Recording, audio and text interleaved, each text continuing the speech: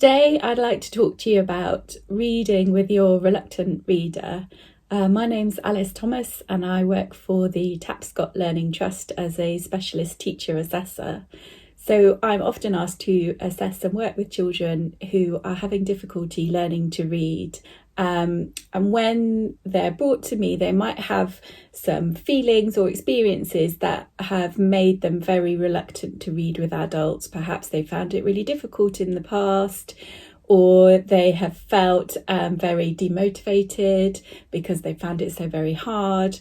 And one of the things that I often suggest that we can use is something called paired reading. So paired reading is a way of reading with a child, which is a way to make them feel more positive, more encouraged, and improve their reading fluency. So what do you need to paired read? So you need a book, and this should be a book that your child is interested in, perhaps a topic that they enjoy.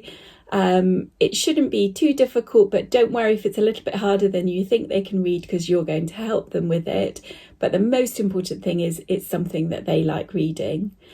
You also need time. So one of the most important things that we can do is read frequently with our children, but not for very long. So it can be as little as 5 minutes every day, but the fact that it's every day is what's going to really support them to get more fluent with their reading. I would say don't go beyond 15 minutes unless your child is absolutely loving it and really, really wants to continue. Between 5 and 10 minutes daily is absolutely fine. A place we need, preferably somewhere quiet, perhaps turn off the TV, somewhere they feel comfortable. And then we need to think about some new ways of helping our children who are reluctant readers when they're reading. So we're going to talk about how we're going to do paired reading now. So one of the most important parts is that it's a new way of helping your child to learn to read. And there's some things that we're going to do that are a little bit different from what we might have done before.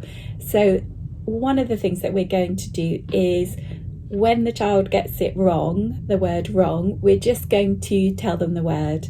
We're not going to ask them to sound it out or break it up or look at the letters or what sound do you think those letters make. We're just going to tell them the word and then continue reading. And that's going to really take away some of that anxiety about the things that they find hard about reading, which is understanding what sounds go with what letters.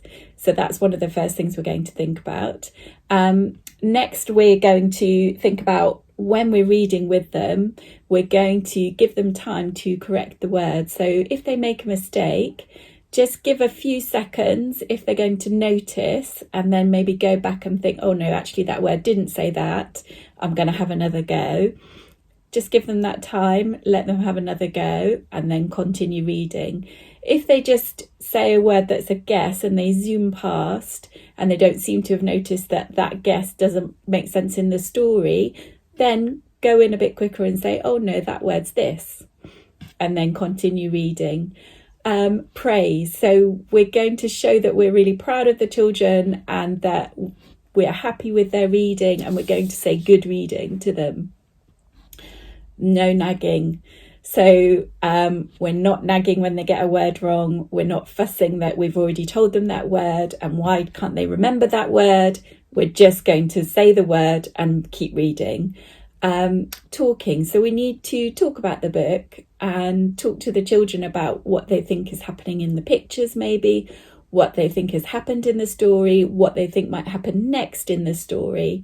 It's best to do this at the end of a page or the end of a section of a book so the children doesn't lose track of what they're reading, and try and make it so that you're not talking very much, but you're doing more listening to your child. So we're going to look at the steps now for paired reading.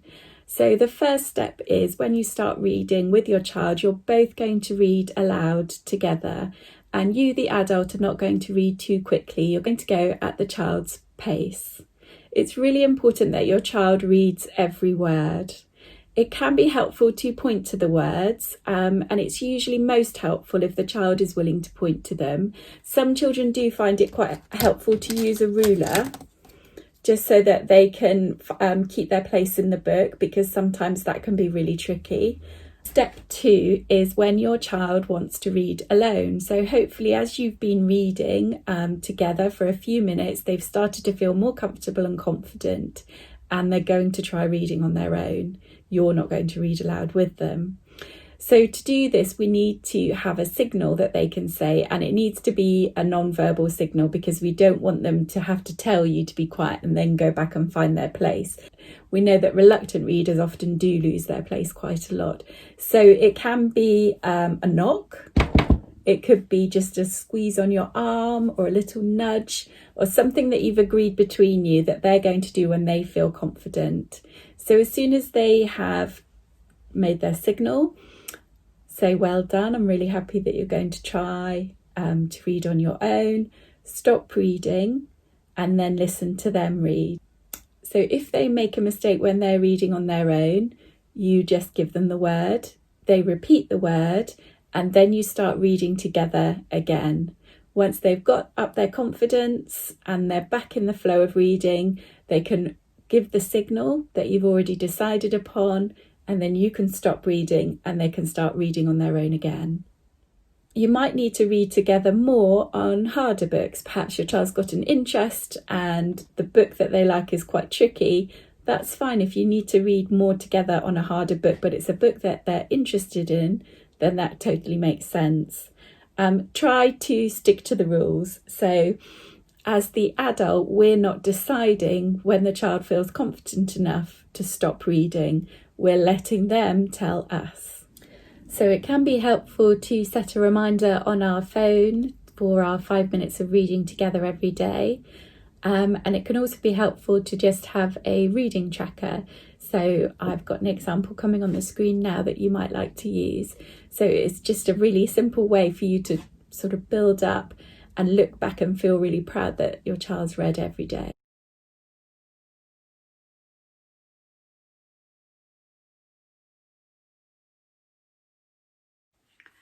Okay, so Gwen here was diagnosed with dyslexia when she was 7, and she was at the end of year 2, and she's agreed to do some reading with us, so to demonstrate the paired reading that we talked about. Okay, Gwen, we're going to start reading together, and you can use your finger to keep your... I'm sitting in Mr. Wood's office after school because I still haven't found anywhere to do work experience. I like Mr. Wood. He's one of those teachers who always tries to do his best for you. But I can tell that I'm starting his patience. Stretching. I'm stretching his patience. Mr. Wood said it's getting harder and harder to find businesses who'll take school students for work experience. That may be true, but some people in my class are going to really exciting places they want to go. My friend Amber's working in the stable she goes to for her riding lesson. So Zany, you said on your form that you wanted to work in publishing. Journalism or media, he says. I just put down the first things that came into my head. I mutter under my breath, I don't care where I go, really. Well, Zenny, if you don't care... Great reading, Gwen. Oh, really good. Well done.